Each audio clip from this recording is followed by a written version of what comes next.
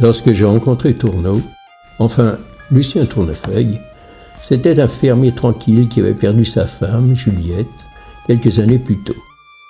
Sa tristesse était partie, mais il pensait toujours à elle.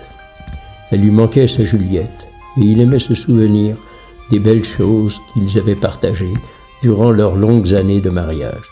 37 ans, ça en fait des souvenirs. Après son service dans les armées et un bout de guerre en 1873, il avait travaillé dans l'unique usine du village, respirant des fumées toxiques sans jamais se plaindre. Il est aujourd'hui à la retraite. Certes, il ne gagne pas beaucoup d'argent, mais suffisamment pour ses petites emplettes du quotidien.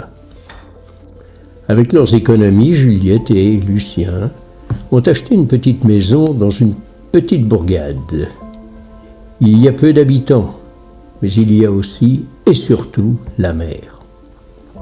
La mer, c'est ce qui me fait voyager sans dépenser le sou, disait mon cher Tourneau. Avec Juliette, il voulait prendre un bateau et partir loin, sans d'autre but que la ligne d'horizon. Juste tous les deux, au fil de l'eau et du vent. Juliette est partie avant qu'ils ne réalisent leurs rêves. Quelquefois, il va au village pour vendre quelques-unes de ses récoltes et aussi pour se recueillir sur la tombe de sa bien-aimée disparue. Voilà la vie de Lucien Tournefeuille. Rien de plus, rien de moins. C'est un homme heureux et solitaire, et j'ai eu l'honneur de croiser sur ma route l'année de mes 49 ans, en 1911, et voici un bout de notre histoire.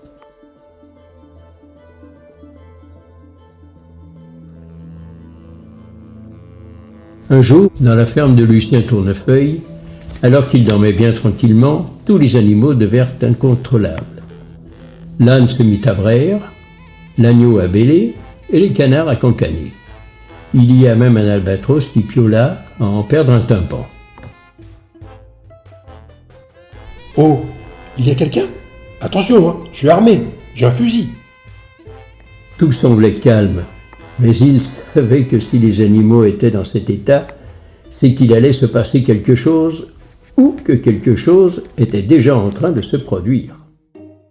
Tout à coup, le ciel se couvrit, les arbres se mirent à trembler, le vent a soufflé en désordre et une masse sombre, imposante et étrange arrive dans la direction de Lucien. Mais, quelle est cette chose énorme qui me fonce dessus? Mais, c'est une soucoupe volante. Mais oui, c'est ça. Ma très jolie montgolfière, légèrement imposante quand même, se pose ou plutôt s'écrase dans le potager de Lucien, qui bien sûr se mit à hurler. Mais ça ne va pas bien. Vous savez combien de temps il faut pour avoir des tomates et des salades de cette qualité? Désolé l'ami, je ne pouvais plus maîtriser mon engin. Désolé, si vous ne le maîtrisez pas, eh bien, faut pas le conduire. Vous avez raison, mais permettez-moi de me présenter. Je suis Lucien sans attache. Et en plus, il s'appelle comme moi. Ça va être commode, cette affaire-là. Je suis Lucien Tournefeuille. Vous m'avez filé une sacrée frousse et émis une sacrée pagaille. Serait-ce une montgolfière, cet engin qui monte grâce à l'air enfermé dans le ballon et qu'on chauffe pour le faire monter et... C'est la poussée d'Archimède. Archi qui? Archimède, c'est qui celui-là? Je m'ai entendu parler. Et vous, que faites-vous là? Eh bien, j'ai décidé de partir faire le tour du monde. Enfin, d'au moins une partie. Enfin, d'au moins une partie de mon pays. Enfin, d'au moins une partie de ma ville. Enfin, bref. C'est la première fois que je pilote cet engin et je ne le maîtrise pas encore très bien, comme vous avez pu le remarquer. Mais là, je vais remettre un peu de gaz et ça va être bon. Désolé pour vos légumes et pour le dérangement. Ah non, hors de question. Je ne vous laisse pas repartir comme ça sans que vous me racontiez un peu plus votre voyage. Il n'y a pas grand monde qui passe par ici. Alors maintenant que vous êtes là, on va causer. Venez, suivez-moi. Il doit bien me rester un fond de soupe et un peu de schnick. Je vais nous faire un jus et une flambée. Oh, eh bien, ce n'est pas de refus. Nous nous retrouvâmes au coin du feu, bien au chaud.